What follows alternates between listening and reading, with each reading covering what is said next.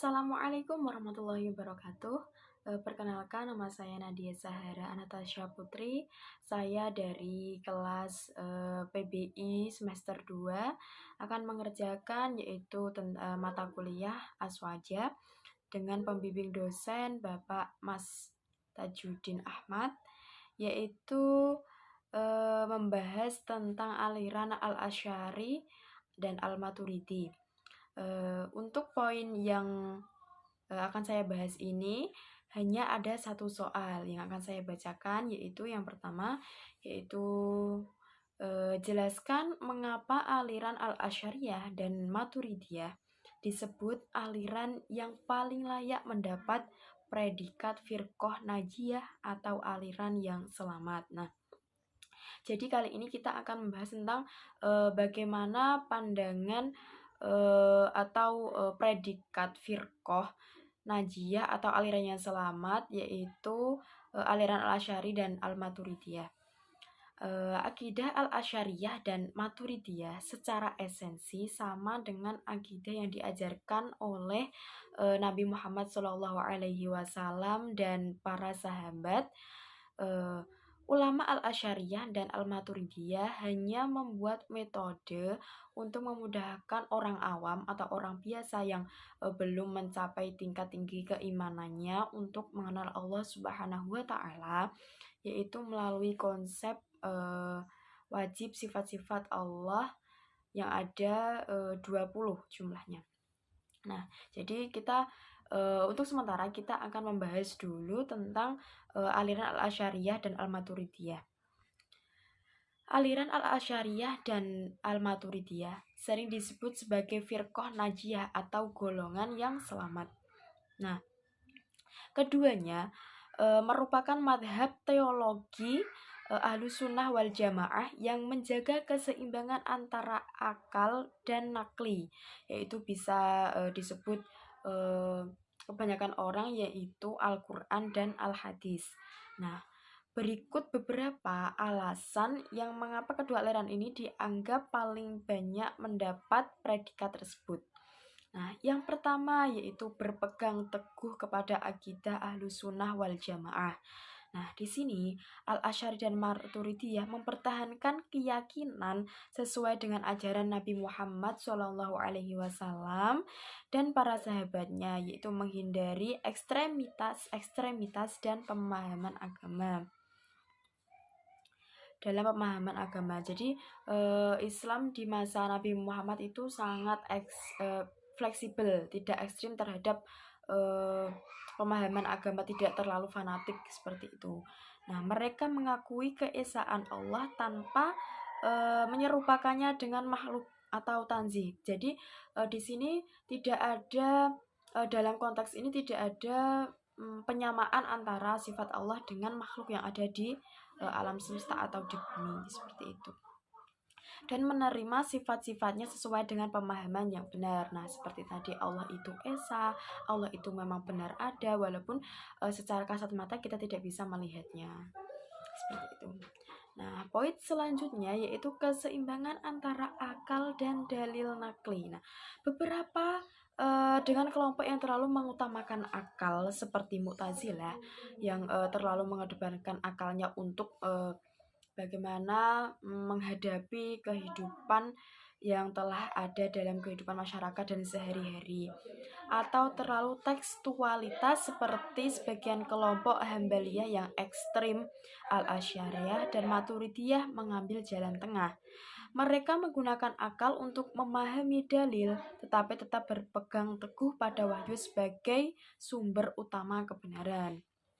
Nah, poin yang ketiga yaitu diterima oleh mayoritas umat Islam. Dua madhab ini menjadi landasan teologi bagi mayoritas umat Islam, termasuk pengikut madhab fikih Imam Hanafi, Imam Maliki, Imam Syafi'i, dan sebagian dari Imam Hambali. Poin selanjutnya, ulama besar seperti Imam Nawawi, Imam Ghazali, dan Imam Fakhruddin Al-Razi termasuk dalam pengikut Al-Asy'ariyah dan Maturidiyah. Nah, Poin selanjutnya yaitu menjaga persatuan umat. Al-Asy'ari dan Al-Maturidi tidak mudah mengkafirkan kelompok lain selama masih dalam lingkup Islam. Nah, jadi ketika kita tidak melakukan sebab-sebab yang bagaimana kita menyebabkan kita keluar dari Islam, seperti kita ucapan, seperti ucapan yang menyebabkan kita keluar dari Islam, memang itu tidak benar-benar nyata. Pada intinya aliran Maturidi dan Al-Asy'ari itu tidak gampang mengklaim seseorang dia itu ketika mungkin berpapasan atau mungkin berkumpul dengan orang yang non-Islam itu seperti itu masih dimaklumi. Jadi tidak terlalu ekstrim kalau dia berkumpul dengan orang non-muslim dia dikatakan kafir, tidak seperti itu. Ini sangat aliran ini sangat sangat fleksibel sekali.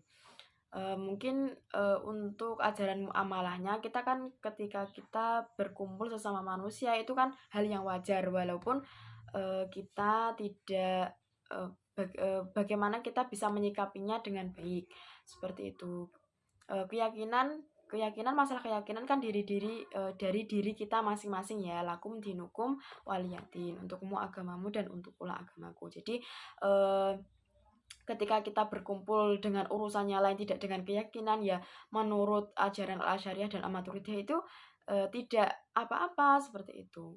Tidak ada permasalahan dan problem yang menyangkut akidah kita seperti itu.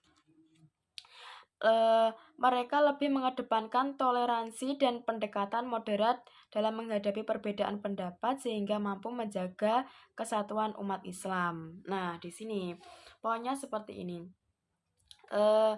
Seperti kita menghadapi perbedaan antara pendapatnya aliran-aliran yang mungkin contoh kecil lah ya, ada sholat yang mungkin tidak menggunakan, kalau Nahdlatul Ulama biasanya kan kita subuh menggunakan kunut, setelah itu berzikir seperti itu. Nah, kan ada aliran-aliran yang mungkin tidak menyikapi hal tersebut itu terlalu yang ekstrim seperti itu. Kadang kan ada yang mungkin sholat subuh tidak pakai kunut seperti itu, tapi kan dia tetap menjalankan kewajibannya untuk menjalankan sholat. Nah, seperti itu kan menurut ajaran Al-Asy'ari dan Al-Maturidiyah itu tidak apa-apa dan tidak menjadi problem. Yang penting kita masih dalam satu lingkup ajaran Islam. Nah, seperti itu.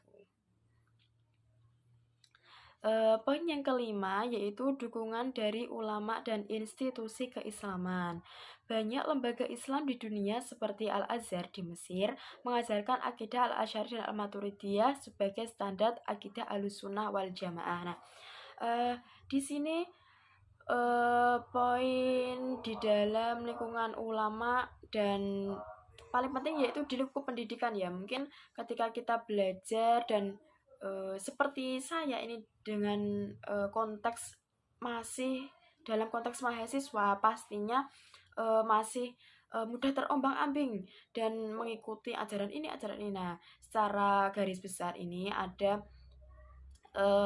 suatu pendidikan formal ataupun seperti kampus di Al-Azhar Kairo dan pokoknya pusat pendidikan di salah satu di Mesir sana yaitu Al-Azhar, yaitu mengajarkan akidah Al-Asy'ari dan Al-Maturidiyah sebagai standar akidah Ahlussunnah wal Jamaah. Jadi di situ ditanamkan bagaimana kita belajar dan menjalani kehidupan dengan fleksibilitas yang diajarkan di sana seperti itu.